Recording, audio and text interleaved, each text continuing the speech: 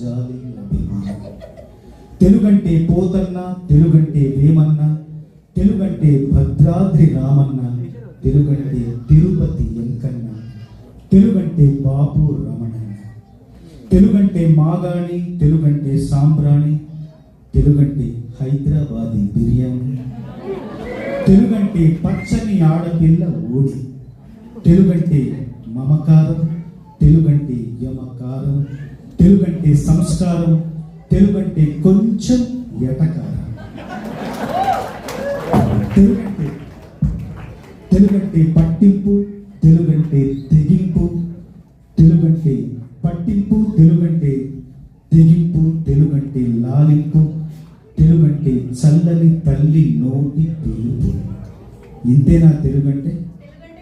తెలుగంటే మీరందరూ ఒక్క క్షణం, అందరూ చాలా పెద్దవాళ్ళే, ఒక్క క్షణం అందరూ కళ్ళు మూసుకోండి. ఒక్క క్షణం మాత్రం కళ్ళు మూసుకోండి.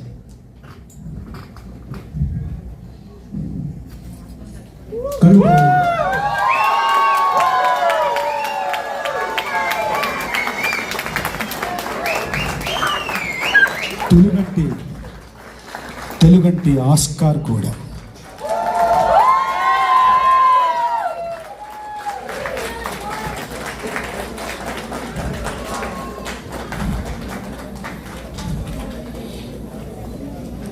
తొంభై ఐదేళ్ల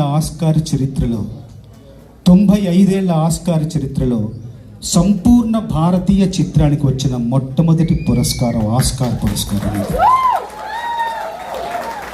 ఈ 95 ఏళ్లలో భారతీయులకు ఆస్కార్ వచ్చింది, కానీ భారతీయ చిత్రానికి, భారతీయ సాంకేతిక నిపుణులు, భారతీయ కళాకారులు, భారతీయ నటీనటులు, భారతీయ నిర్మాణ సంస్థ నిర్మించిన చిత్రానికి రావడం ఇదే ప్రప్రథమం. మన నాటు పాటకు వచ్చింది.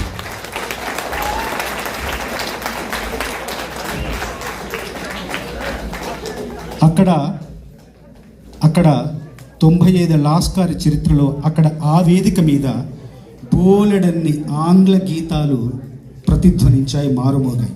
కానీ ఆ వేదిక మీద మారుమ్రోగిన తెలుగు పాటలోని మొట్టమొదటి తెలుగు పదం పొలం. అట్లాగే పురస్కార స్వీకరణ అనంతరం ఎంతోమంది ఎన్నో వేల ప్రసంగాలు చేశారు, కానీ అక్కడ ఆ వేదిక మీద ప్రసంగించిన తెలుగు ప్రసంగంలో మొట్టమొదటి పదం నమస్తే. అది నేను ఉచ్చరించాను, నా మాట నమస్తే అనేది. పొలం అనేది మన జీవన విధానం, నమస్తే అనేది మన జీవన సంస్కారం, మన జీవన